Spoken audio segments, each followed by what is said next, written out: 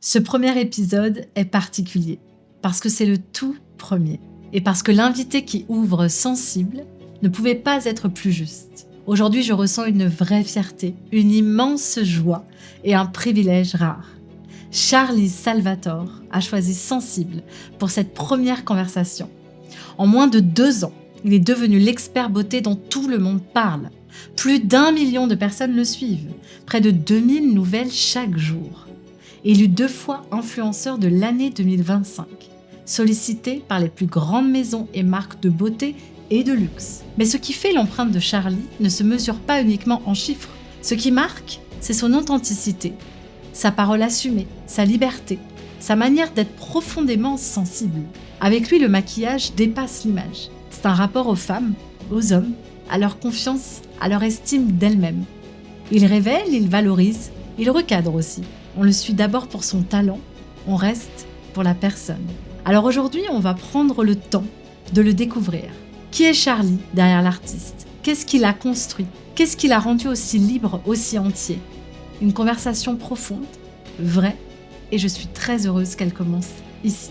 Bienvenue dans Sensible, le podcast où les émotions font la conversation. Charlie, bienvenue à toi et merci d'être avec nous. Comment tu te sens ? Merveilleusement bien, relaxé. Et j'ai hâte en fait de découvrir tes questions. Et oui, mais comme tu le sais, justement, ce podcast s'appelle Sensible, quand les émotions font la conversation. J'aimerais commencer par te poser la question, quand tu entends ce mot « sensible », qu'est-ce qu'il réveille en toi ? C'est vrai que ça me parle parce que je pense être quelqu'un d'hypersensible. C'est vrai que pour moi, sensible, c'est quelqu'un qui réagit à tout ce qui a une réaction à tout ce qu'il a autour de lui. Et moi, c'est assez exacerbé, ça veut dire que je peux sentir facilement les choses. Que ce soit positif ou négatif. Oui. Et c'est vrai que sensible, je trouve, est souvent vu comme un mot un peu négatif. Exactement. Alors que pas du tout. Être sensible, c'est pas être fragile. Être sensible, c'est savoir... je pense que c'est aussi lié aussi à l'empathie. C'est aussi savoir ressentir. Ouais. Donc non, je suis ravi d'ailleurs que tu aies choisi ce titre, parce que je trouve que on manque de sensibilité un petit peu dans ce monde. C'est exactement ça. Ouais. C'est exactement ça. Et justement, tu parlais que finalement, ce que j'entends, c'est que tu as réussi à en faire une force, en tout cas. Quand est-ce que tu as su que c'était une force, justement ? Je dirais, plus je grandis, plus je vieillis et plus je sens que c'est une force, parce que c'est vrai qu'à travers mes expériences, j'ai pu parfois m'entourer, côtoyer des personnes qui manquaient justement de sensibilité et j'ai pu en souffrir parce qu'on a l'impression qu'on ne se comprend pas, parce qu'on a l'impression que la personne elle est complètement à côté de la plaque, ou en tout cas peut-être que c'est nous le problème aussi parfois parce qu'on ressent une réaction qui est complètement différente de celle qu'on attend. Et donc plus ça va dans le temps, plus on avance dans le temps, plus je me rends compte qu'être sensible, c'est hyper important dans la vie et ça permet de rapprocher les êtres humains entre eux. Donc, je pense que plus ça va aller, plus je serai encore plus sensible à la sensibilité. Oui, exactement. Et c'est vrai qu'en t'écoutant, moi, ce que j'aime aussi dans le mot sensible, c'est le mot sens à l'intérieur. Et à la fois le sens, la mission et le pourquoi est-ce qu'on est là, en fait, parce qu'on n'a qu'une vie, on en parlait un petit peu avant. Alors justement, pour comprendre qui tu es aujourd'hui, Charlie, j'aimerais revenir à ce qui t'a construit. Quand tu repenses à l'enfant que tu étais, qu'est-ce qui te revient en premier ? La curiosité. J'ai toujours été un enfant curieux. Je voulais à chaque fois savoir pourquoi. C'est une question que je faisais beaucoup. Pourquoi ? Ouais. J'étais aussi curieux de toutes les choses qui m'entouraient. Je voulais toujours toucher, savoir à quoi ça servait. Donc, je dirais que la curiosité, ça a fait partie beaucoup de mon enfance. J'ai été aussi quelqu'un de très solitaire. Ok. Malgré que je sois très sociable. C'est-à-dire que je suis quelqu'un où je peux être très... en communauté, tout se passe très bien et je suis plutôt quelqu'un d'avenant, plutôt solaire de ce qu'on me dit. Mais à la fois, j'aime être seul, j'aime le moment où je peux me retrouver. Et dès l'enfance, j'ai toujours été quelqu'un qui aimait s'isoler dans sa chambre pour être dans mon propre monde, en fait. On voit la solitude comme quelque chose aussi un peu de négatif parfois, et pas du tout, moi. Pour moi, c'est vraiment, j'ai pu me créer vraiment mon monde à moi. Oui, un refuge. Un refuge, exactement. Après, comme ça, on voulait souvent jouer avec moi, on venait souvent me parler. Peut-être que c'était aussi un échappatoire de pouvoir avoir cette bulle justement face à moi-même. Il me semble que tu as grandi à La Réunion. J'ai fait toute mon adolescence en fait. Je ne suis pas né à La Réunion, Ok. je n'ai pas été enfant à La Réunion, mais j'étais vraiment adolescent à La Réunion, donc de la 4e jusqu'à la 2e année de fac. D'accord. Mais c'est là aussi où on change, on se transforme Eh oui. vraiment et où on devient adulte. Donc ça a été pour moi les moments les plus marquants et c'est ceux où j'ai le plus de souvenirs. Et justement, à la Réunion, le fait d'avoir quitté donc la France, tu es né où du coup, Charlie? Alors moi je suis né dans la Vienne. Donc, Ok. ouais. Et tu as grandi du coup là-bas avant de J'ai partir à la Réunion? beaucoup changé parce que j'ai un père qui a beaucoup voyagé par son travail et du Ok. coup on a déménagé à chaque fois. Donc j'ai un peu changé d'environnement à chaque fois. Et comment tu l'as vécu ça, en étant hypersensible justement? Plutôt bien, Ouais. pour le coup, plutôt bien. Et je pense que ça m'a beaucoup apporté Mhm. dans le sens où ça m'a permis d'avoir une capacité d'adaptation, parfois de suradaptation, mais en tout cas, je suis quelqu'un d'assez caméléon dans ma personnalité. Donc j'ai pu en fait déménager. En fait, on est changé d'école à chaque fois, d'endroit, Oui. de repères. Oui. Même si j'avais toujours mes parents, mon frère et ma sœur, ça a été un peu c'est le socle. Le socle, oui. Voilà. Mais non, je pense que ça m'a apporté une vraie ouverture d'esprit. Oui, et puis tout à l'heure, tu parlais aussi le fait d'être très sociable. Je pense que ça amène et que ça exacerbe le fait d'être sociable, parce qu'il faut se faire des nouveaux amis, être toujours ouvert. Et en même temps, on comprend aussi la bulle qui t'a permis aussi, le refuge dont tu parlais tout à l'heure. Et justement, grandir à La Réunion, qu'est-ce que ça a façonné dans ta manière de ressentir le monde? Beaucoup de tolérance. Ok.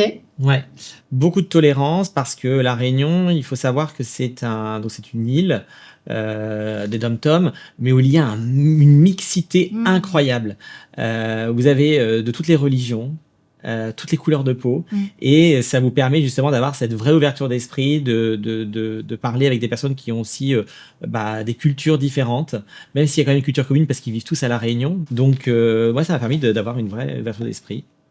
Tolérance. Tu y retournes de temps en temps? Ouais, chaque année. Ok.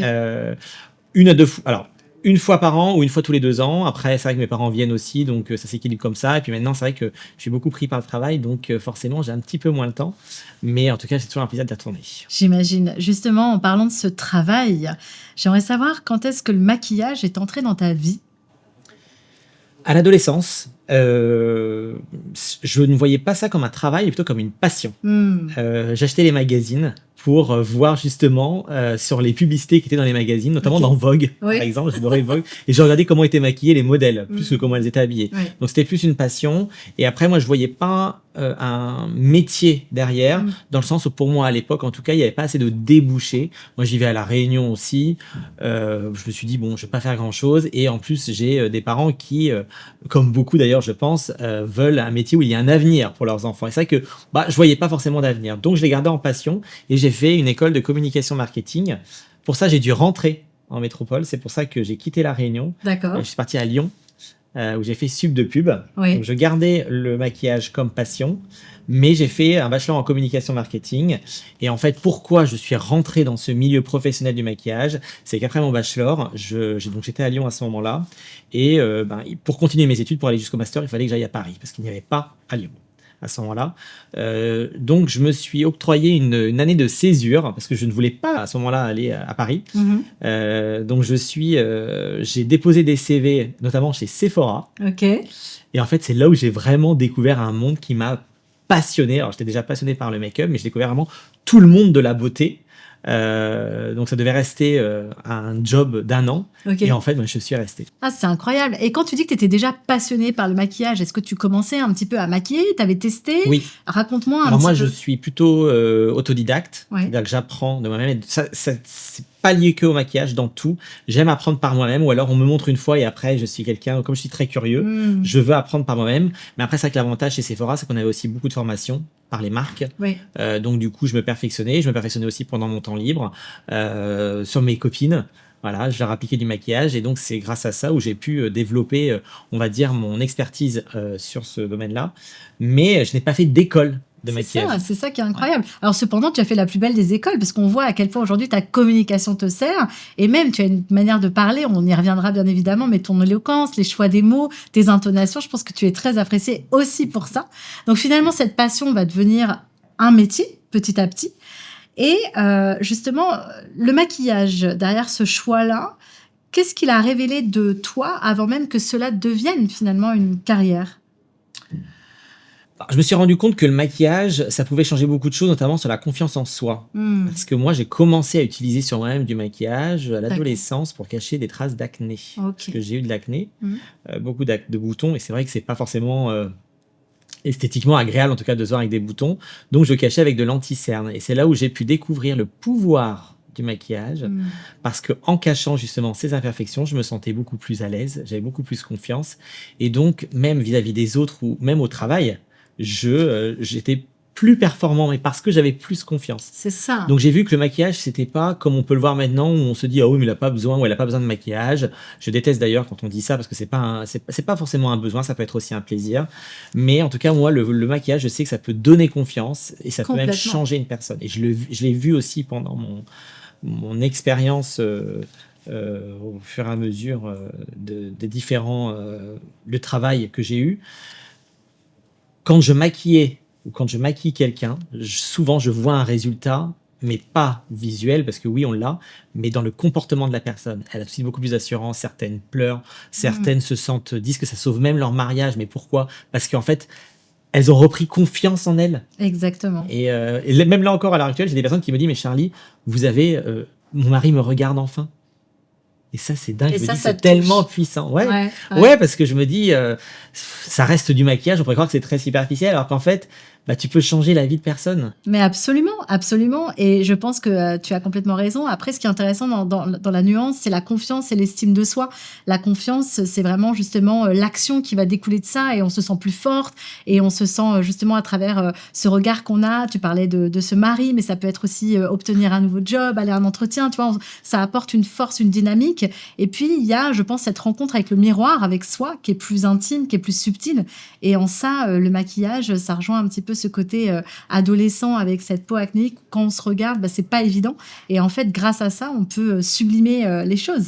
Et je pense qu'aujourd'hui, ça, c'est quelque chose que toi, tu fais tellement bien. Tu révèles aussi les gens, les femmes, mais aussi les hommes à eux. Alors c'est vrai que maintenant ça évolue en fait, parce qu'avant je maquillais beaucoup, maintenant je donne plutôt des conseils, mais ça aussi c'est dû au fait que je suis passé par une expérience de formateur puis de directeur de formation, donc j'ai cette capacité, je suis plus dans la transmission. Exactement. Maintenant. Alors c'est vrai que ça m'arrive aussi occasionnellement de maquiller parce que ça reste quand même un plaisir, et puis je pense qu'il faut toujours avoir toucher au make-up pour justement être toujours dans le move et d'être actuel. Mais c'est vrai que maintenant je suis plus dans la transmission, et parce que pour moi l'objectif c'est pas de faire un beau maquillage, l'objectif c'est que la personne puisse faire elle-même son maquillage, parce que je serai pas là tout le temps. Oui, c'est ça. Et on sent que tu as vraiment, justement, et on va en reparler, mais toute cette carrière que tu as eue, justement, dans la pédagogie, dans la transmission, on sent à quel point c'est une facilité déconcertante pour toi. Tu as une manière, une pédagogie et une manière d'expliquer qui est juste phénoménale. Et tu vulgarises, finalement, des choses qui peuvent paraître très techniques, parfois même trop intellectuelles. Et je pense que c'est en ça aussi où c'est très intéressant, parce qu'on te comprend, on te suit, on en veut plus. Et puis, voilà, tu vas même beaucoup plus loin que ce que font les autres, à la fois dans les choix des produits, dans l'application, les peaux matures aussi, qui est un vrai créneau pour toi. Qu'est-ce qui a fait que justement tu te tournes vers ces peaux matures ? Alors, plusieurs raisons. Ma mère. Parce que ma mère, c'est la personne qui me pose le plus de questions sur son make-up. Okay. Et je me suis dit, mais si ma mère me pose beaucoup de questions sur son make-up, par exemple, comment utiliser un crayon, comment appliquer son blush, qu'est-ce qu'il faut utiliser, je me dis, c'est que beaucoup doivent être dans ce cas-là. Complètement. Donc, et c'est celles qui ont souvent le plus besoin d'aide. Parce que l'avantage maintenant des réseaux sociaux, c'est qu'on peut être formé facilement. Il y a beaucoup de tutos qui existent, c'est beaucoup plus accessible que ça ne l'était à l'époque, où il fallait voir vraiment un professionnel pour commencer à apprendre. Maintenant, sans aller voir un professionnel, on peut apprendre à se maquiller grâce aux réseaux sociaux. En tout cas, de façon basique. Mais ouais, donc ma mère, et dans mon rôle de formateur, de directeur de formation, parce que j'ai aussi formé des formateurs, ce que je me rendais compte, c'est qu'ils savaient très bien maquiller une peau qui avait 20 ans, Mais quand il s'agissait de prendre un modèle qui avait plus de 40 ans, il y avait un petit peu de rides, quelques taches, tout de suite, c'était plus difficile parce que c'est la facilité. Et moi, le premier, moi, j'adore prendre des modèles qui sont jeunes, qui n'ont pas une ride, la peau ultra lisse. Mais j'ai envie de te dire, n'importe quel message peut aller à ce genre de personnes. C'est sûr. Il y a peu de loupés possibles, sauf si vraiment on est mauvais. Mais sur les peaux matures, ça nécessite une technique, un style de produit, des textures. Et donc, j'ai souhaité transmettre mon savoir parce que je le faisais déjà dans le travail. Et donc, je me suis dit, pourquoi pas le partager aussi sur les réseaux pour en faire profiter à un plus grand nombre. Je pense qu'on te remercie toutes infiniment et tous infiniment. Donc, avant cette célébrité que l'on connaît, aujourd'hui, il y a eu le monde de l'entreprise. Qu'est-ce que cela t'a appris sur toi, sur ton ambition et sur ta place finalement dans cette société? Et qu'est-ce qui a fait que justement tu t'es dit on va passer à autre chose?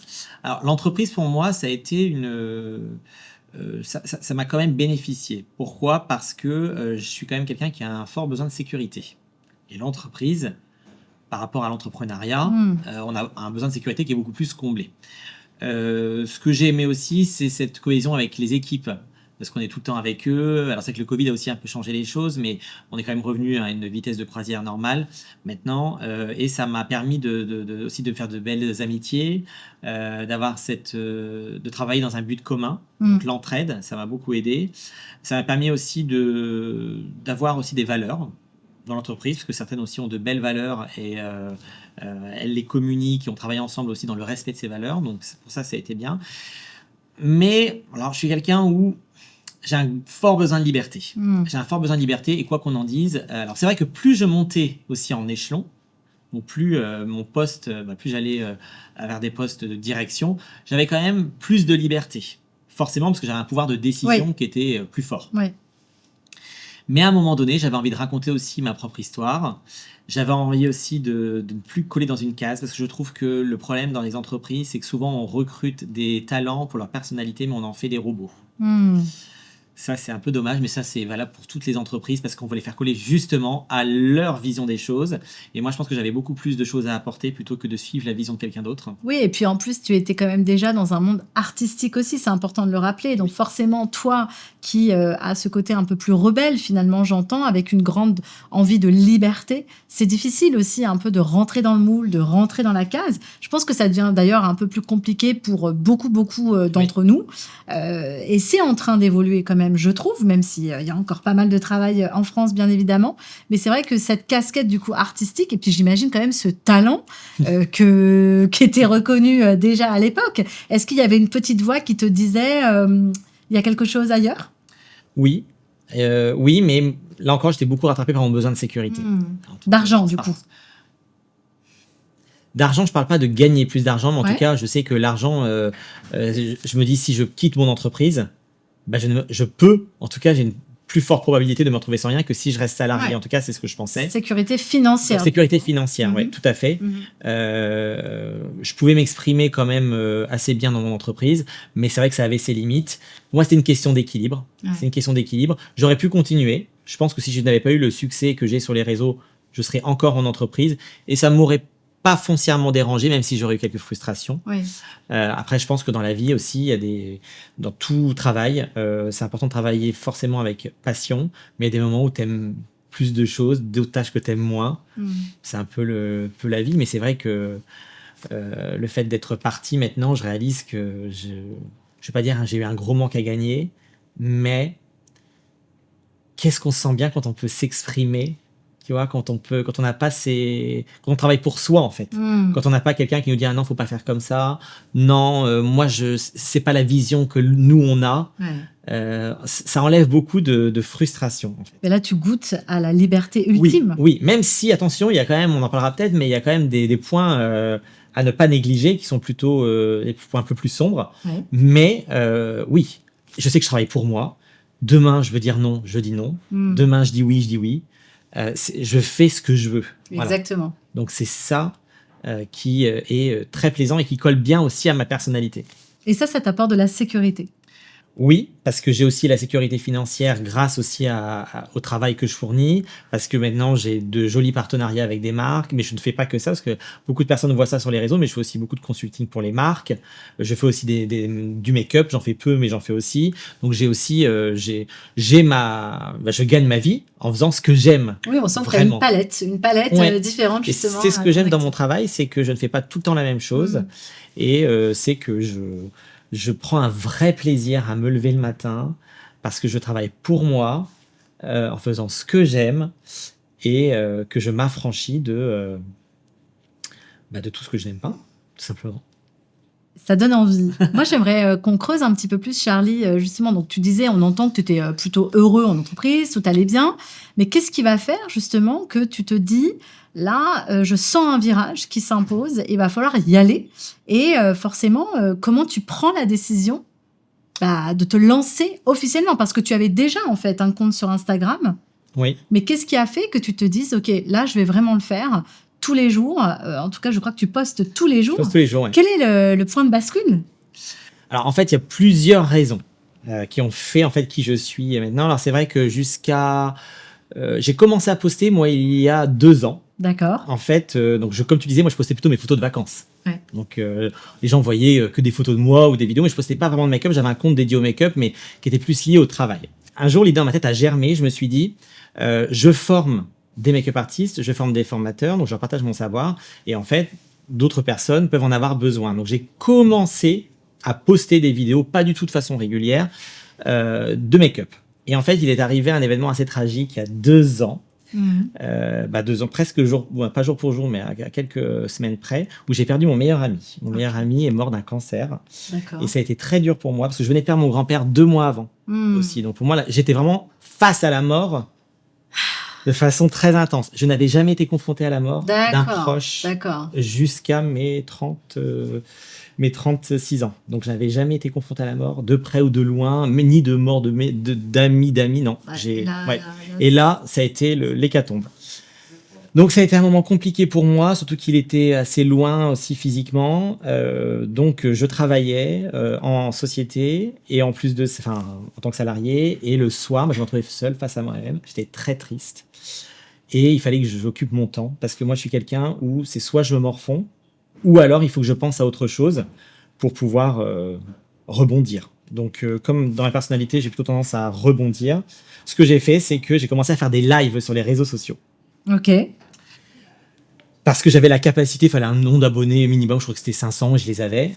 Donc, j'ai commencé à faire des lives et je discutais avec les gens. Alors, je ne parlais pas du tout de cet épisode-là tragique, mais je commençais, d'ailleurs, les personnes s'en souviennent, ceux qui sont là depuis le début, je mettais des produits de make-up sur ma table.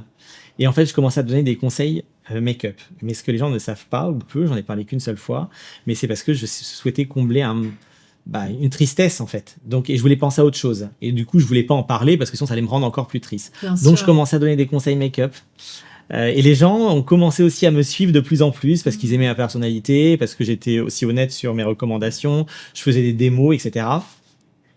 Et c'est là où ça a été propulsé, en fait, les live make-up plus les vidéos que je postais, pas tous les jours, mais assez régulièrement. J'ai vu l'impact des abonnés monter et je me suis dit, mais c'est que j'intéresse. Moi, j'ai pas vu tout de suite, et en tout cas, c'était pas du tout mon but. Ce n'était pas d'avoir une carrière de créateur de contenu. Pas du tout. C'est ça qui est dingue. Pas du tout. Moi, mon but, c'était, je vais faire ça en plus. Ouais.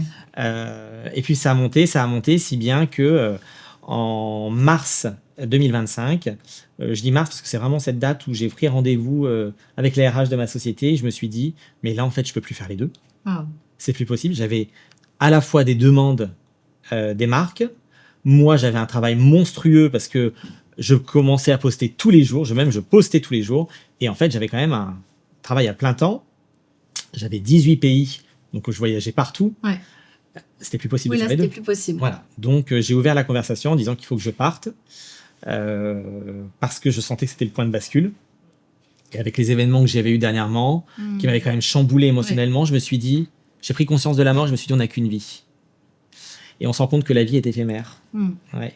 Alors on le sait, tout le monde le sait, mais quand on le vit, et en plus, moi, mon meilleur ami, c'était une personne qui était très Elle vivait toujours l'instant présent, elle profitait beaucoup. C'est une personne qui était toujours dans la joie de vivre. Et il me disait, quand il était en soins palliatifs, il me disait, Charlie, profite de chaque instant. Donc il y avait une urgence là pour toi. Ah oui, Il y a eu une urgence. Il m'a fait de prendre vivre. conscience. Il m'a dit, mais regarde, il y a quelques mois, parce qu'il est parti en 8 mois, Oh là. il m'a dit, il y a quelques mois, on partait en vacances, parce que juste avant de rentrer à l'hôpital, qu'il apprenne son cancer, on est parti en vacances ensemble. Il m'a dit, tu vois, on faisait du shopping, tout allait bien, j'avais même pas conscience de tout ce qui se passait. Et là, je me retrouve en fait en soins palliatifs, prêt à mourir. Donc en fait, là, ça m'a fait un électrochoc. Et je me suis dit, on n'a qu'une vie. Qu'est-ce que je veux vraiment? Et c'est pour ça que j'ai pris cette décision en fait de partir en fait et je sais qu'en fait tout ce qui est là, alors après on y croit pas. Je suis pas forcément quelqu'un qui est très spirituel, même si je commence à y croire de plus en plus. Mais je me dis qu'il y a en partie pour quelque chose, parce qu'il m'avait toujours dit, Charlie, il faut que tu te lances sur les réseaux. Il m'a soutenu depuis le départ. Il me disait, tu vas y arriver, t'es fait pour ça. Et moi, je disais, mais non, moi, je suis bien en entreprise. Non, je suis très bien dans mon job. Ouais, il croyait en toi. Ah oui, il croyait en croyait toi en moi. plus fort que toi. Ouais. Oui. Ouais. Moi, j'ai confiance en moi sur certaines choses et sur d'autres non. En fait, je réalise pas le pouvoir des fois que je peux avoir sur certaines personnes. Quand je dis le pouvoir, c'est l'impact positif. Bien sûr. Parce que pour moi, je fais les choses assez naturellement. Mais je pense qu'il a cru beaucoup plus en moi et je pense qu'en fait, il m'accompagne chaque jour. Oui. Et c'est dingue parce que je parlais avec une personne que je connais qui est très dedans, qui est très dans les énergies, et d'ailleurs, c'est son métier. Et elle me disait, ton meilleur ami est toujours là, je le vois tout le temps. Ah là là. Il est toujours derrière toi, même dans tes vidéos, il est derrière toi. Oh là là, ça me donne des frissons. Ouais, c'est dingue. Hein. C'est très beau. Moi, ce qui me touche beaucoup, c'est qu'on sent qu'à un moment donné, quand on est confronté à la mort d'un proche, et là, on sent à quel point c'était dur pour toi. Et merci de te confier là-dessus, Charlie. En fait, on sent qu'il y a eu un élan d'amour qu'il fallait finalement donner ailleurs. Et finalement, cette perte-là, il y avait un manque en fait de conversation, de discussion que tu as trouvé finalement sur les réseaux. Est-ce que ça, c'est quelque chose justement où tu considères aussi que ton métier, c'est d'offrir bien plus que finalement de l'expertise beauté? Ah oui, bien oui. Et ça dépend comment on le voit. Parce que tu sais, beaucoup de personnes j'entends beaucoup d'avis négatifs sur les créateurs de contenu. Oh, c'est un influenceur. Je pense que ça dépend de ce qu'on en fait. Et c'est vrai même moi le premier, hein, j'ai vu beaucoup de mauvais influenceurs parce qu'ils le faisaient pour les mauvaises raisons, à savoir l'argent. Eh oui. Et moi, quand je le fais par sincérité déjà, par authenticité. J'aime les gens. Même si je suis quelqu'un de solitaire, j'aime discuter avec les personnes, j'aime les aider. Sinon, je n'aurais pas été formateur dans ma carrière. Donc forcément, si on n'aime pas les gens, on ne peut pas être formateur. C'est un peu compliqué. Je passe 2 heures par jour au moins à répondre à mes abonnés. Si vraiment je m'en fichais, je ne le ferais pas. Ah oui, alors, 2 heures par jour, c'est énorme. Et combien de temps, justement, tu parles de tout ce travail, moi ça m'intéresse. Donc 2 heures par jour à répondre à tes abonnés. Et combien de temps par jour est-ce que tu dédies à ce travail? Parce que comme tu dis, je pense que beaucoup de gens ont une très mauvaise image de l'influenceur. Et tu sais, limite, qui ne réfléchit pas beaucoup. On dirait que c'est facile de loin. Or, on voit à quel point c'est un véritable métier. Et atteindre, je rappelle, tu es suivi par plus d'1 million de personnes, c'est exceptionnel. Donc, est-ce que tu peux juste aussi nous raconter un peu, je sais pas, une semaine type pour qu'on se rende compte de tout le travail qu'il y a derrière? Alors déjà, je travaillais plus que quand j'étais salarié. Je travaillais beaucoup. Déjà. Ah ouais.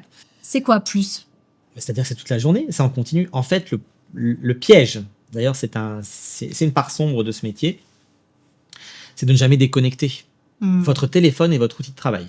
C'est ça. Ouais. Votre téléphone et votre outil de travail est aussi le lien avec les gens. C'est un téléphone. Ouais. Donc vous avez votre téléphone tout le temps.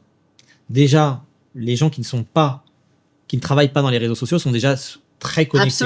Absolument. C'est très difficile de faire. On a déjà tous ce problème de déconnexion. Voilà. Donc toi, j'imagine que c'est complètement décuplé. Et imaginez que c'est aussi votre outil de travail. Donc c'est encore pire. Comment tu fais du coup? Comment tu déconnectes? On déconnecte pas. En tout cas, moi, je ne déconnecte pas jamais à 100%. J'essaye de le faire quand même tant que je peux, mais je sens que les personnes aussi, on ressent aussi un besoin on a besoin d'aider les personnes aussi. Elles attendent. Moi, je le vois, si je poste pas à 19h30, je reçois un message, est-ce que je vais faire ma vidéo ce soir? Vous êtes mon moment plaisir de la journée. Enfin, c'est incroyable. Et en fait, alors moi, je suis quelqu'un où je peux avoir un côté un peu people pleaser, c'est-à-dire que je veux quand même faire plaisir.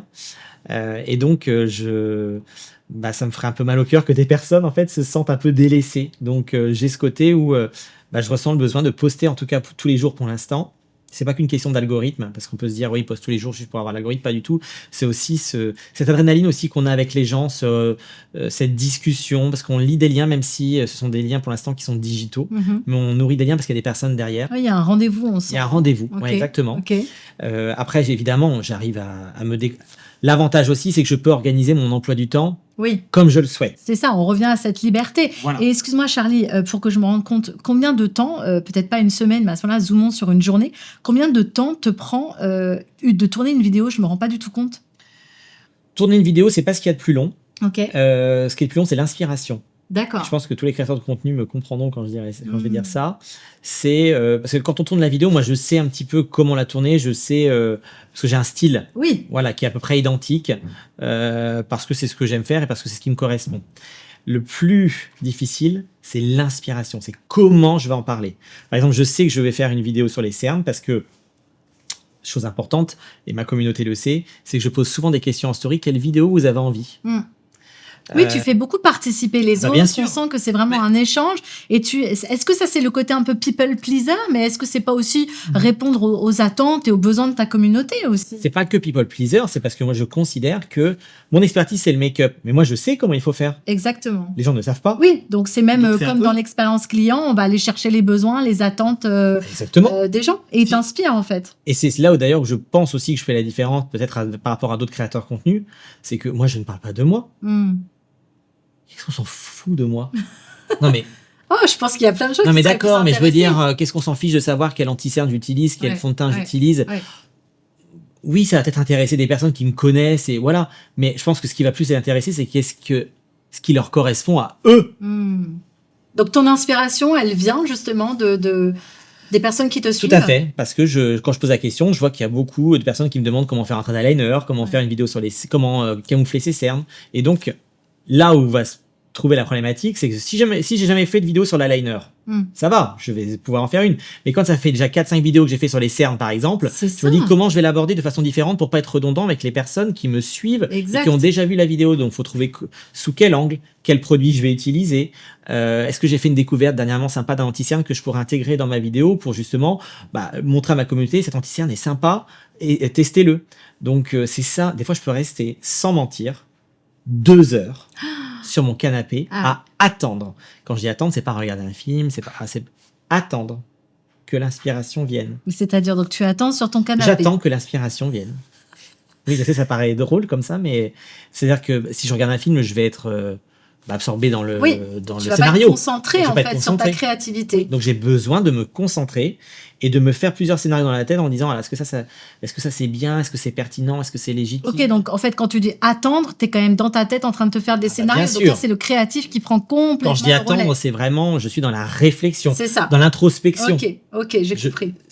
Mais je veux dire, parce que je ne suis pas en train de faire passer le temps. Voilà, c'est ça. Je suis pas en train de regarder un film et dire, je ferai ça après, l'aspiration viendra. Non, je suis vraiment concentré dans qu'est-ce que je vais faire. Et ça prend un temps phénoménal. Ça provoque des fois même des maux de tête tellement que je réfléchis. Donc ça, il y a le tournage, il y a le montage, il y a les photos aussi que l'on doit prendre.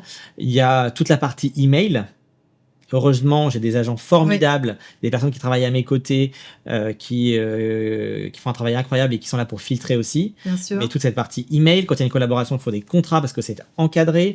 Il y a les invitations à des déjeuners, les invitations à des spas, les invitations à des dîners, les voyages presse. Alors, d'extérieur, on va se dire, mais c'est génial, il y a des expériences magnifiques, il va faire un soin du visage, il va dans un super restaurant. Oui, c'est plaisant. Je peux pas dire le contraire, mais c'est quand même du travail parce qu'il va falloir filmer du contenu, il faut être attentif à parce que quand la marque vous invite à faire un déjeuner par exemple ou un voyage presse, c'est pas pour passer des vacances, c'est pour nous parler du produit, c'est pour nous expliquer quelle est la technologie derrière, c'est pour nous expliquer aussi les valeurs de l'entreprise. C'est du travail, c'est comme si vous alliez à un séminaire. Bien sûr, et ils s'attendent aussi à un retour sur investissement de tout ça que tu vas filmer, dont tu vas forcément parler. Je dis toujours aux personnes, mais quand vous avez une entreprise, quand vous êtes dans une entreprise et que vous allez à un séminaire, même si vous allez à un séminaire à Barcelone, par exemple, vous avez envie d'aller en Espagne, c'est pas des vacances, ce séminaire. Vous n'allez pas faire du shopping. Oui, c'est ça. n'êtes pas à la plage. Vous allez écouter et c'est du travail. Donc, c'est exactement pareil. C'est-à-dire que il y a toute cette partie-là que les gens ne voient pas et qui est du travail. Certes, c'est dans un environnement plaisant. C'est un peu comme quand je travaillais en tant que formateur à l'international. Je voyageais beaucoup. On me disait, tu as de la chance de voyager. Mais j'ai surtout de la chance. Enfin, je suis surtout très fatigué. Oui, en fait, je pense que les gens ne se rendent pas compte parce que ce dont tu parles, justement, c'est complètement émotionnel. C'est-à-dire que finalement, ton métier, c'est énormément d'énergie, c'est énormément de transmission. C'est des mots, on sent, hein, quand tu dis « je me pose dans le canapé » et qu'on creuse ensemble, on sent qu'il y a une réflexion, que tu vas poser les choses, qu'en fait, tu vas d'abord penser, tu vas être en conscience. Et donc, on imagine qu'il y a les mots, tu vas réfléchir à ce que tu vas dire. Et c'est une fois que tout ça commence à être très clair que là, tu prends la décision. J'entends qu'il y a quand même un mécanisme très, très clair. Il y a une méthode. Oui, il y a une méthode. Et puis après, il y a quand même aussi ce tempérament, cette personnalité, cette authenticité qui pour moi est hyper marquante par rapport aux autres. Et donc du coup, ce que je trouvais intéressant, c'est que tout à l'heure, tu parlais du fait que tu étais quelqu'un d'introverti, ou tu es quelqu'un à la fois de très sociable, mais que quand même tu te considères comme introverti. Comment est-ce que tu te protèges justement dans cette hyper-exposition finalement qui a été phénoménale? Tu le rappelais, je veux dire, ça fait 1 an seulement, d'ailleurs on est presque en mars, donc ça fait 1 an que tu as quitté officiellement le salariat. J'ai quitté en juillet. Ah, t'as quitté en juillet. Ça fait 7 mois. Ah oui, donc ça fait 7 mois. Oui, en mars, t'es allé voir les RH. Exactement. Et du coup, ça s'est fait. Ok, bon, donc c'est incroyable. Donc ça fait 7 mois. Et du coup, en 7 mois, on disait tout à l'heure, 1 million de personnes. Enfin, comment tu gères ça? Et comment est-ce que cette hyper-exposition, tu arrives à prendre soin, à te protéger, en plus avec cette hypersensibilité dont tu parlais tout à l'heure? Justement, en m'accordant des moments seuls ou avec mes amis proches que j'ai depuis des années et des années, qui sont toujours là. C'est vrai que ça, c'est aussi une partie sombre à laquelle on ne pense pas. C'est cette notoriété soudaine qu'on va avoir. C'est ça. Comment tu as géré ça, justement? Ça m'intéresse. C'est difficile à gérer. Très sincèrement, c'est difficile à gérer, ça stresse. Parce que c'est une sursollicitation constante. C'est ça. C'est-à-dire, c'est les gens dans la rue, et aussi gentils soient-ils. Parce que moi, j'ai une chance, c'est que j'ai une communauté adorable, bien éduquée. J'ai jamais eu aucun problème. Mais c'est une accumulation, donc entre ça, les emails qui arrivent tous les jours, toutes les minutes, il y a toujours quelque chose qui se passe. Les coursiers aussi qui viennent livrer. En fait, même quand vous allez dans un endroit, on peut me reconnaître, on va tout de suite me parler du travail, et j'aimerais bien faire ça. Et donc, c'est la sursollicitation constante. Et donc, c'est vrai que c'est assez difficile à gérer, je le dis. Surtout moi qui est quelqu'un qui peut être sujet aux angoisses. Donc, ça peut m'angoisser. Maintenant, c'est pour ça que j'essaie d'aller dans des endroits où je sais que je vais être au calme.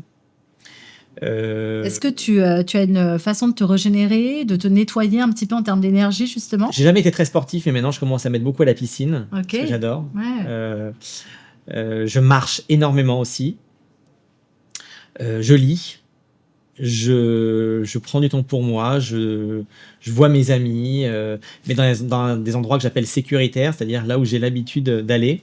Ce que j'entends, c'est que finalement, tes amis représentent un socle et te permettent aussi de rester les pieds sur terre et de pas trop t'éloigner de qui tu es. J'imagine que ta famille aussi a un rôle important là-dedans. Tout à fait, ouais. Je discute beaucoup avec eux, c'est-à-dire qu'on en parle ouvertement. Après, c'est vrai qu'il y a toujours cette... En fait, quand vous avez de la notoriété, surtout sur les réseaux sociaux, parce que je ne parle pas de notoriété en tant qu'acteur ou dans un film, parce que les réseaux sociaux, vous partagez votre vie. Et tous les jours, c'est un peu un rendez-vous que vous avez avec vos abonnés. Tous vos faits et gestes sont scrutés. Et ça, c'est ce qui est terrible, et c'est ce que je regrette aussi de nos jours, c'est qu'en fait, on n'a plus le droit à l'erreur. Ce qui n'était pas le cas avant. Ouais. Maintenant, un mot, une phrase, même des fois un geste, peut être très mal interprété, et on peut se retrouver dans une vague de haine, dans un bad buzz, comme on dit, et qui est très difficile à gérer. Ce qui fait qu'on est obligé d'être presque dans le contrôle tout le temps. Ouais. On est obligé de mesurer nos mots. Donc c'est bien aussi l'équilibre, mais il y a des fois où on a envie de dire de dire les choses, mais on a peur que les personnes en face vont mal l'interpréter. Et pourtant, tu l'as dit, je trouve que tu vas pas hésiter à recadrer, tu vas pas hésiter justement à être très authentique, à être très libre dans ta parole. Mais là, j'imagine quand même que ta valeur de liberté, elle est atteinte en fait quand tu parles comme ça, parce que tu es obligé de tomber dans le contrôle. Et donc, après, c'est le jeu aussi, hein, bien sûr, d'un côté. Mais on sent qu'il peut y avoir une limite finalement dans ça. Oui, je dis les choses, mais c'est souvent parce que, en fait, je réponds. Ouais. C'est-à-dire que moi, je n'attaque jamais. Par contre, si on m'attaque, en général, je ne réponds pas. Mais parfois, je réponds, tout simplement parce que j'estime que c'est aussi des choses que je ne veux pas invisibiliser des réseaux sociaux. C'est aussi ça, ce qu'on subit au quotidien. Ça peut être de la haine, ça peut être du harcèlement, ça peut être des insultes constantes. Et c'est bien de le faire. Moi, je te trouve très courageux. Je pense que c'est important. Non, mais c'est important de le dire. Ce que tu fais, c'est courageux. Parce qu'on me dit beaucoup, oui, mais pourquoi je reçois souvent des messages, tu devrais pas relever, passe à autre chose, l'indifférence est le meilleur des mépris. Oui, mais ce qu'on se rend pas compte, c'est que 99% du temps, je suis indifférent.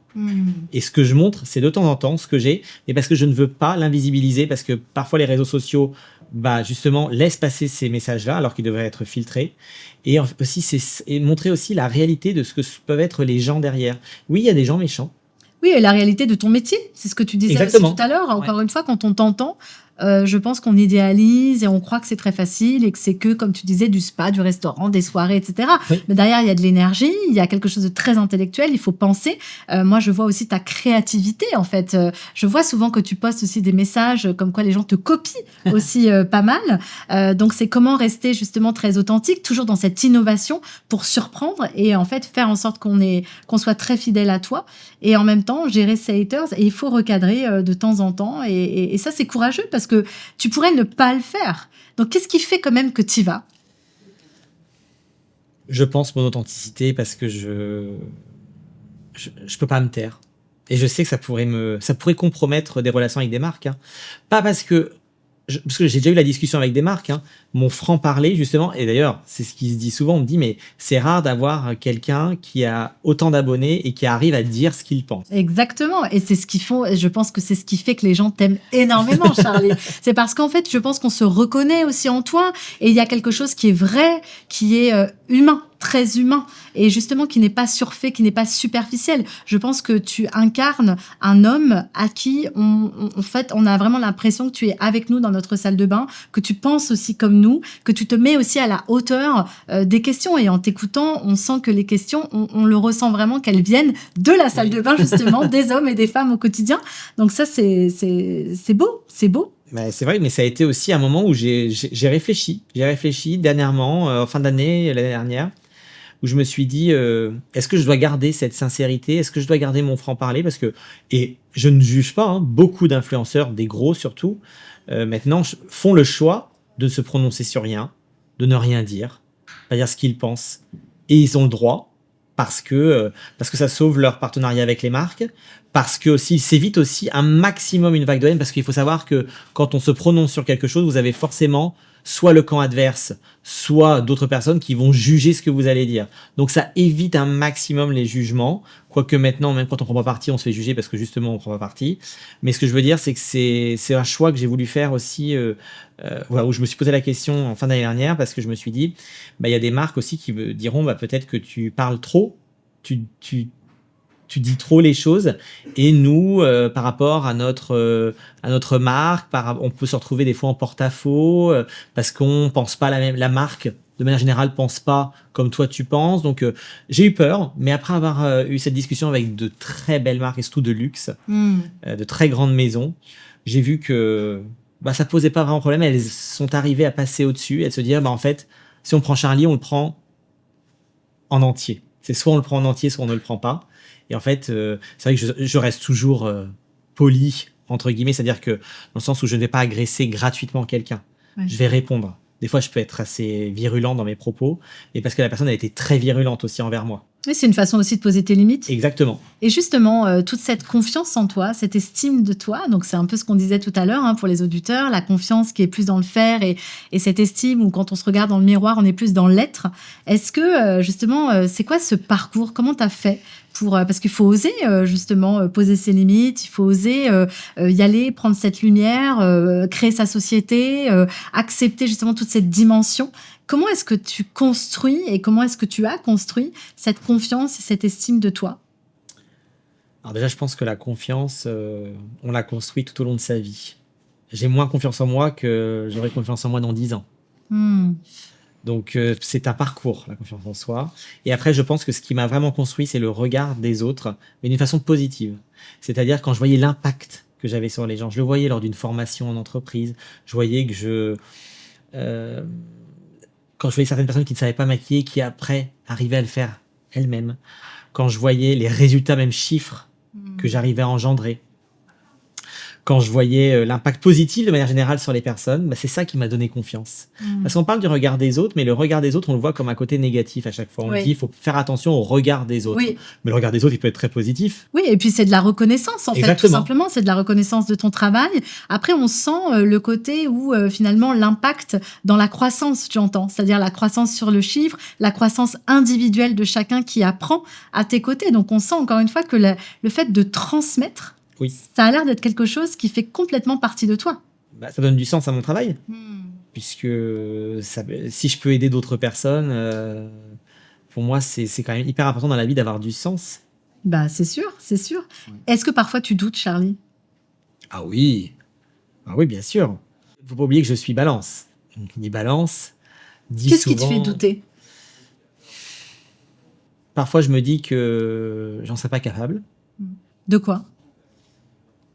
Souvent, d'accomplir de grandes choses. Ouais, je me dis... Parce que des fois, j'ai des belles propositions et je me dis c'est trop gros pour moi. Comme un syndrome de l'imposteur? Ouais. Est-ce que c'est parce que ça fait 7 mois, comme tu viens de le dire tout à l'heure aussi, Charlie? Oui. Chaque chose en son temps? Chaque chose en son temps. Ouais, chaque chose en son temps. Et puis parce que y a quand même une part de risque. Parce que de toute façon, quand on va accomplir de grandes choses, il faut sortir de sa zone de confort. Et il y a forcément une part de risque. Exactement. Et c'est cette part de risque qui peut faire peur, qui me fait peur. Mais oui, j'ai pas confiance. Oui, des fois j'ai peur. Oui, je doute, mais j'y vais. Vous savez, c'est comme je suis quelqu'un qui adore voyager, mais j'ai peur de l'avion. C'est un peu embêtant. Mais je combats ma peur, et j'ai toujours peur quand je suis dans l'avion. Ouais. Mais en fait, ce qu'il y a derrière, c'est tellement beau, et c'est tellement... j'en tire une telle satisfaction que je sors de ma zone de confort. Et comment on fait alors quand on n'ose pas sortir de sa zone de confort? On sera jamais prêt. Ça, c'est important de le dire. Non, on sera jamais prêt. Les gens pensent qu'on va être 100% prêt. Non. Pour créer sa société, pour devenir parent, pour avoir cette promotion. Et finalement, on l'est jamais, en fait. Ce que j'entends avec toi, c'est aussi qu'on apprend en marchant d'une certaine façon. Oui. Pas en courant, en marchant. Et acceptons de se tromper. Exactement. Et alors, j'aime pas forcément dire ce mot parce que j'entends souvent, il faut pas avoir peur de tomber. Mais on peut avoir peur de tomber. Oui. Moi, j'ai peur de tomber. Il faut juste mesurer quel sera l'impact si on tombe. Si l'impact n'est pas trop fort, on peut tomber. Et je pense que c'est là en fait où tout se joue, cette partie réflexion. C'est-à-dire que moi, quand j'y vais, je fais jamais un saut dans le vide. Oui, c'est ça. Je fais un saut dans le vide avec un matelas en dessous. Ouais, exactement. Mais c'est de toute façon, quand tu prends l'émotion primaire de la peur, quand on a peur, on a le message de la peur, c'est la sécurité, d'être en sécurité. Après, dans la sécurité, tu as le niveau 1 à 10. Donc toi, on entend que le niveau 2, 3, tu prends. Exactement. Mais dès qu'on n'atteint pas les 10, on peut y aller. Et c'est vrai. Il ne faut pas attendre d'avoir 10. C'est ça. On fera rien. Exactement. On fera rien. Et si on fait rien, il se passe quoi alors? Eh ben, on manque peut-être une partie de sa vie. On vit dans la frustration. On n'est pas heureux. Moi, je le vois. J'ai des personnes autour de moi que j'ai connues dans mes anciens jobs qui se plaignaient déjà à l'époque en se disant mais je suis pas heureux. Bien sûr. J'aime pas ce que je fais. Je viens au boulot, la boule au ventre. 15 ans plus tard, ils sont toujours au même endroit. Au bout du rouleau. Qu'est-ce qu'on peut leur dire à ces personnes-là? Qui seront jamais prêts. Qui seront jamais prêts. Donc s'ils attendent d'être prêts, ça n'arrivera jamais. Mais qu'il faut à un moment donné sauter le pas, il faut oser. Il faut oser, et je pense que oser, c'est un mot qui est primordial. Si on veut accomplir de grandes choses, il faut oser. Et même pas forcément des grandes, peut-être des petites, mais sans courage, on reste dans le subir. Exactement. Et je pense qu'on est dans un pays où on est quand même libre, où on a la chance, tout le monde n'a pas la chance d'être libre partout dans le monde. On a aussi la possibilité de faire beaucoup de choses, et je pense que à partir du moment où on mesure l'impact que va avoir notre décision, et même si c'est un matelas, comme tu disais, de 1 sur 10, c'est quand même du 1 sur 10. Mais il faut le complètement. faire.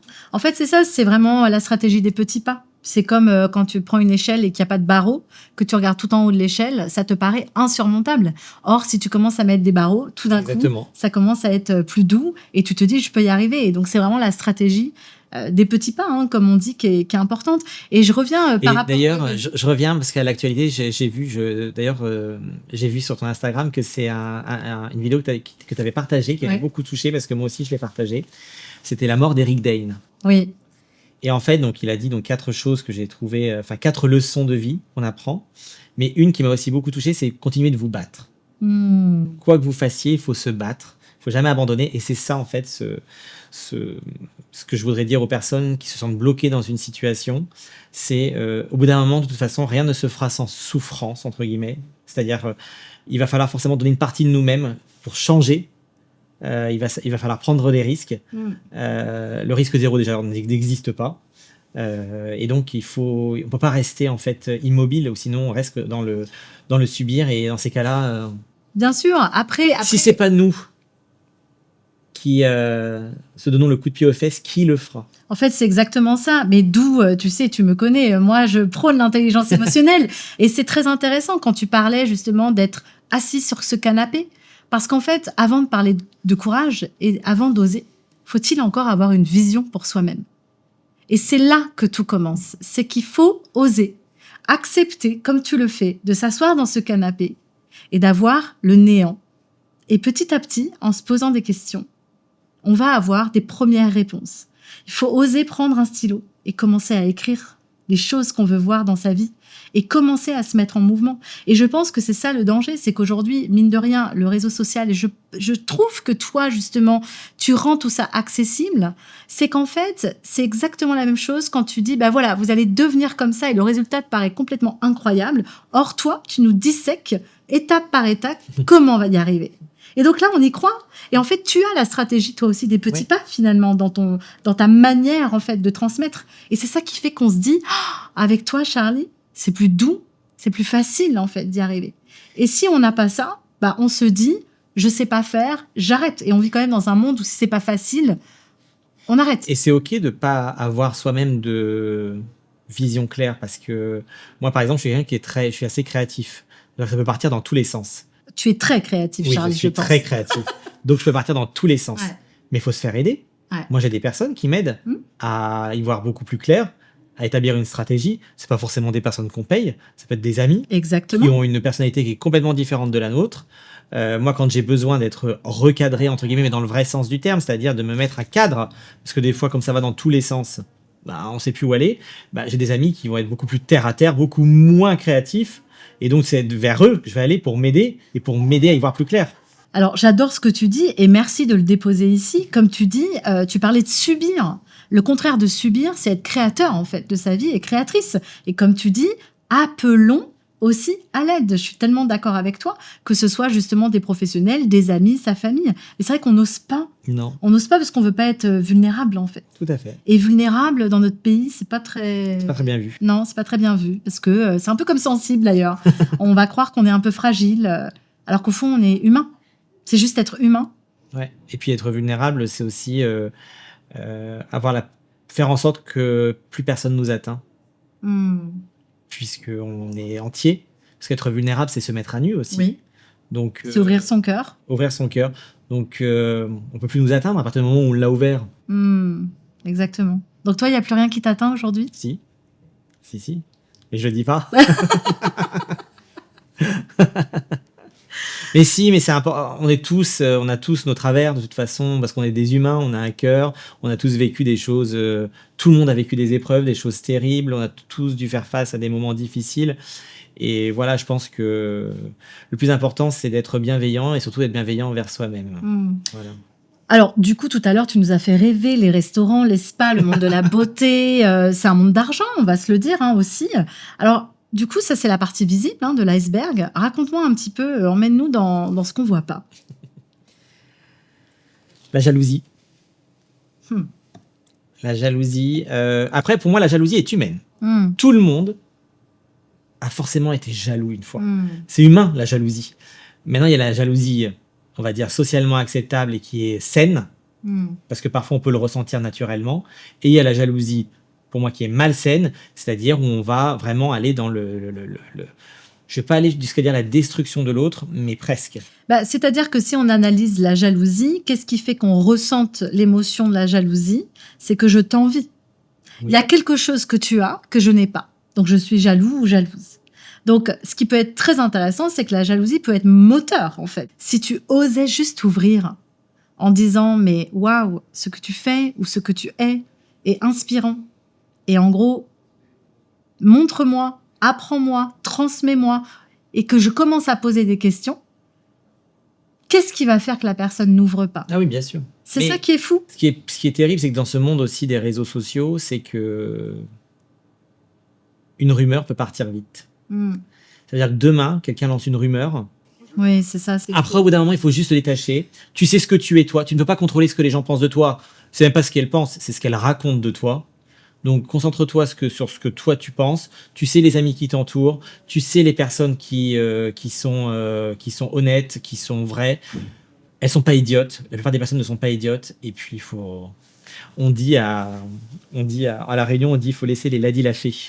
C'est vraiment ça. C'est-à-dire que le commérage et les... Ouais. Oui, c'est ça. Après, il faut arriver à s'en détacher, mais j'avoue que c'est difficile. Et c'est ce que j'allais dire. Surtout quand on commence. Et surtout, Charlie, quand on a autant de followers que toi, en fait. À un moment donné, bien sûr qu'il y a toute cette notoriété, mais encore une fois, c'est énorme à gérer. Et donc forcément, comme tu l'as dit, tu es un people pleaser, donc tu aimes bien aussi avoir ce retour-là. J'imagine que c'est quand même difficile, même si j'imagine aussi qu'en 7 mois, tu as appris petit à petit à te détacher émotionnellement. Est-ce que parfois, ça peut quand même être source de stress? Oui. Oui, parce que ça peut me blesser. Je suis un être humain. C'est ça. En fait, ce qui me blesse, c'est pas ce qu'on dit de moi, c'est que de voir que des personnes, soit que j'estimais, soit envers qui j'avais du respect, puissent y croire. Ah oui. Ouh là là, oui, je comprends. Voilà, c'est ça. Ouais. Parce que des personnes, comme je disais, je peux pas contrôler ce que les gens vont penser. Bien sûr. Personne ne peut contrôler. Oui, mais c'est la part d'ombre de l'influence. Exactement. Après, encore une fois, je pense que quand je t'entends, c'est aussi la responsabilité individuelle de chacun de, justement, encore une fois, être en conscience. Là, je me rappelle, j'avais vu un post où je crois qu'il y avait une personne qui te suivait, qui t'en voulait parce qu'elle avait encore vidé son compte bancaire. C'est incroyable de lire ce genre de choses. Je veux dire, ça paraît fou parce que tu as envie de dire, mais tu es responsable. Toi, tu fais ton travail. Tu n'es pas responsable de son portefeuille et de son porte-monnaie. Écoute, c'est ça ce qui paraît aberrant, en fait. C'est ce que je dis tout le temps, c'est-à-dire que moi, je ne force personne. Je donne des conseils. Que la personne s'y retrouve ou non, moi, ça ne change rien, parce que moi, ce que je veux, c'est juste donner un conseil et aider, aiguiller, parce que je sais qu'on a besoin d'aide parfois. Moi, par exemple, j'aime bien suivre des comptes, par exemple, je sais pas moi, de voyage, parce que j'ai une personne, c'est un exemple très concret, j'ai des personnes que j'aime bien dans leur style de voyage, ils vont dans les hôtels que j'aime bien, les destinations que j'aime bien, je les suis tout simplement parce que ça va me donner des idées, bien et sûr. ça va m'aider, et parfois je vais même booker un hôtel où ils ont été invités, où ils ont une collaboration, où j'ai été, et là c'est pareil, c'est-à-dire que quand les personnes me disent, alors, souvent, c'est sur le ton de la plaisanterie. Oh là là, j'ai encore vidé mon compte en banque à cause de toi. Et là, il n'y a pas de problème parce que je sais que c'est pour rire. Bien sûr. Mais des fois, il y a des personnes qui se sentent vraiment... c'est une attaque. C'est-à-dire, mais à cause de toi, je ne vais plus pouvoir finir le mois, etc. Mais j'ai envie de dire à la personne, mais je ne t'ai jamais forcé. C'est toi qui as choisi. Oui, en fait, on rentre dans ce fameux triangle où je me victimise, on attend d'être sauvé par quelqu'un. Exactement. Alors que, et là, ça devient très compliqué.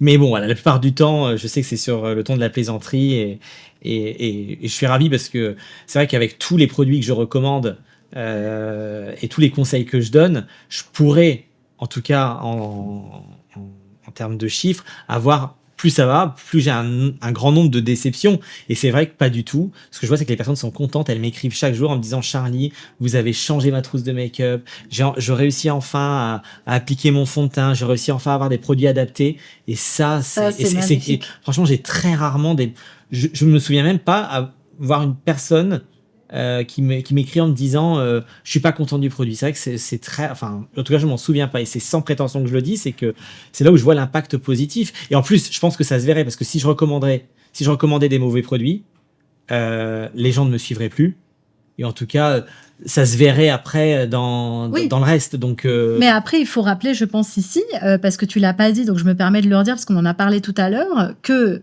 toi, tu as le courage, encore une fois, on revient au courage, tu ne présentes que des produits que tu as testés et validés. Et que si ça ne te convient pas, même quand ça peut être une collaboration, tu ne vas pas le faire. C'est ça qui fait qu'en fait, on te suit aussi et qu'on a confiance en toi. Donc, tu crées une confiance avec ta communauté qui fait que finalement, on n'est pas déçu. Bah, c'est ça, c'est souvent ce que j'entends, c'est oh, mais quand c'est une collaboration, ça veut dire forcément que c'est faux.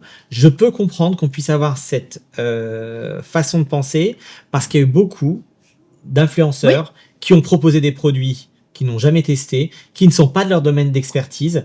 C'est sûr que si demain vous me voyez présenter des checkers de protéines, commencez à vous poser des questions. Là, vous avez le droit de me dire: ah, Charlie, qu'est-ce qu'il a? Enfin, voilà. Mais moi, je suis quelqu'un où je le dis toujours à ma communauté, et d'ailleurs les marques en sont témoins, c'est-à-dire que quand j'accepte une collaboration avec un produit, c'est que je l'aime et que je l'ai testé. C'est important de le redire. Parce que dernièrement encore, j'ai eu le cas et je l'ai mis en story, c'est-à-dire que malheureusement, je m'étais engagé sur une collaboration, mais en fait, après test multiples de produits, ça n'allait pas du tout, c'était une catastrophe. Et j'ai refusé la collaboration parce que je ne veux pas. Et pourtant, il y avait un bon chèque à la clé, hein. Parce que je ne veux pas. Donc, tout ce que je propose en collaboration, il faut le voir comme les autres contenus que je fais en organique. Ce sont des produits que j'ai validés, que j'approuve, tout simplement. Merci, c'était passionnant. Écoute, on arrive à la fin de ce podcast. Déjà ? Eh oui, déjà. En tout cas, je voulais vraiment t'interroger sur l'intelligence émotionnelle qui est au cœur en fait de Sensible. Quelle place elle a pour toi, cette compétence aujourd'hui ? Elle a une place importante parce que, comme je l'ai dit, l'humain est très important pour moi. Et on ne peut pas parler d'intelligence émotionnelle sans parler d'humain. Et vice-versa. Les gens ne sont pas des chiffres. Les gens ne sont pas des robots, même si on est à l'époque de l'intelligence artificielle et on en voit les limites. Exact. Beaucoup de gens se font arnaquer par l'intelligence artificielle. Donc, on en voit déjà, même sur les réseaux, les limites. Donc, pour moi, c'est une place importante et primordiale en entreprise. Et je pense que si les dirigeants, les managers avaient une intelligence émotionnelle beaucoup plus développée, alors les gens se sentiraient mieux dans l'entreprise et ils arriveraient plus à garder leur talent. Ah, magnifique. Et aujourd'hui, justement, sur ton propre fonctionnement émotionnel, Charlie, avec ce que tu vis, qui est phénoménal, que je trouve tellement inspirant, qu'est-ce que tu as compris sur ton propre fonctionnement émotionnel ? Déjà, j'ai compris que je ne suis pas prêt à tout pour de l'argent. Première chose. Deuxième chose, ce qui m'impacte plus, c'est ce que je vais... Alors, c'est peut-être un peu...